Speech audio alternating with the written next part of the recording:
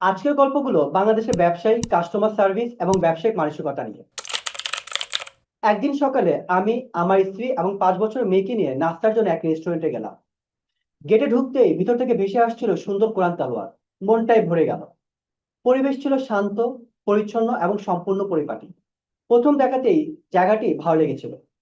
আমরা একটা টেবিলে গিয়ে বসলাম। সাথে সাথে একজন এসে পানির বোতল দিয়ে গেল। আমি আর আমার ওয়াইফ খাবার মেনু দেখছিলাম কি কি খাবার অর্ডার করা যায়, কিন্তু কোনো ওয়েটার আসলো না খাবার অর্ডার নেওয়ার জন্য। কিছুক্ষণ অপেক্ষা করার পর আমি জোরে চিৎকার করে বললাম, কে খাবার অর্ডার নিবেন? দূর থেকে একজন ওয়েটার বলল, স্যার আসছি। কিছুক্ষণ পর তিনি এলেন। তার মুখে কোনো হাসি নেই, না কোনো সালাম, না কোনো স্বাগত বাক্য। শুধু বললেন, স্যার কি খাবেন? মনটা খারাপ হয়ে গেল। যে সুন্দর অনুভূতি নিয়ে এই রেস্টুরেন্টে ঢুকেছিলাম তা আস্তে আস্তে নষ্ট হয়ে যাচ্ছে।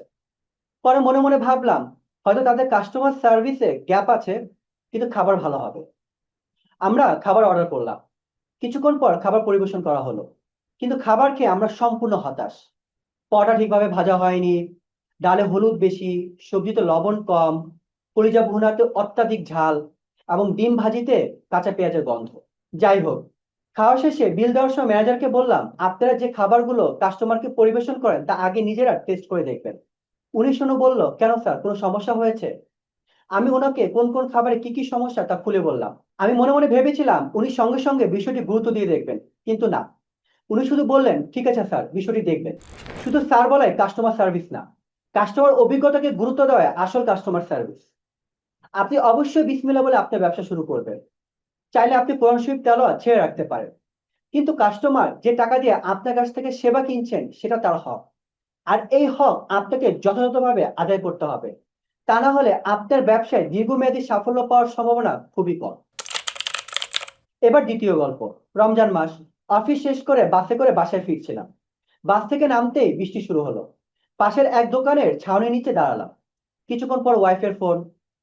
সে বলল, তুমি একটা রিক্সা নিয়ে চলে আসো, কারণ ইফতারের আর বেশি সময় নাই। আমি বললাম, কোথাও কোনো রিক্সা নাই। সে বলল, তুমি দোকান থেকে একটা পলিথিন কিনে মাথায় দিয়ে চলে আসো। পরে দোকানদারকে বললাম, ভাই একটা পলিথিন দেওয়া যাবে, আমি আপনাকে টাকা দিব।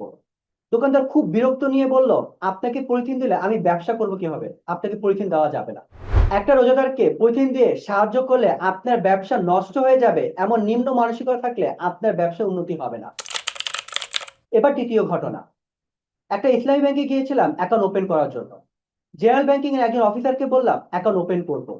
সে দূরের একজন অফিসারকে দেখিয়ে বলল, ওনার কাছে যান, উনি আপনাকে হেল্প করবে। কাছে গিয়ে দেখি সেই অফিসার ফোনে কথা বলছিলেন। হাতের ইশারায় বলল, বসেন।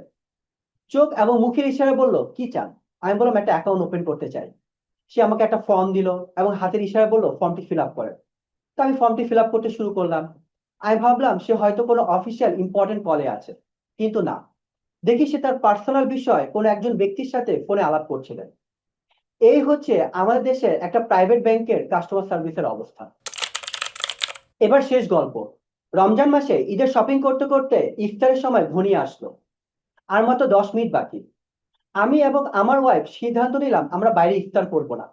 যেহেতু ব্যাগে খেজুর আছে, আমরা একটা পানির বোতল কিনে পানি এবং খেজুর দিয়ে আমাদের রোজা ভাঙবো। পরে বাসায় গিয়ে ইফতার করব। যেহেতু এখন রাস্তা খালি, বাসায় যেতে বেশি সময় লাগবে না। আমার ওয়াইফ আমাকে বলল, তুমি মেয়ের কাছে থাকো, আমি পানি কিনে নিয়ে আসি। কিছুক্ষণ পর দেখলাম আমার ওয়াইফ খালি হাতে ফেরত আসলো। আমি জিজ্ঞেস করলাম, পানি কোথায়? সে বলল, ইফতারের প্যাকেজ না কিনলে পানি বিক্রি করবে না। কি ভয়ঙ্কর অবস্থা! আপনি একজন রোজাদারের কাছে পানি বিক্রি করবেন না যদি আপনার ইফতারের প্যাকেজটি না কিনি। আমরা প্রতিনিয়ত চিন্তা করি আজকের দিনে আমার কত ব্যবসা হলো, কত লাভ হলো, কিন্তু খুব কম মানুষই চিন্তা করি কিভাবে আমরা কাস্টমার অভিজ্ঞতা তৈরি করতে পারি যেন সে বারবার আমার কাছে ফিরে আসে। আমরা শুধু পণ্য বা সেবা কিনি না, কিনে অভিজ্ঞতা। আর এই অভিজ্ঞতায় আপনার ব্যবসায়ীকে দীর্ঘমেয়াদী সাফল্য দিতে সাহায্য করবে। দেখা হবে পরবর্তী ভিডিওতে। সে পর্যন্ত ভালো থাকবেন।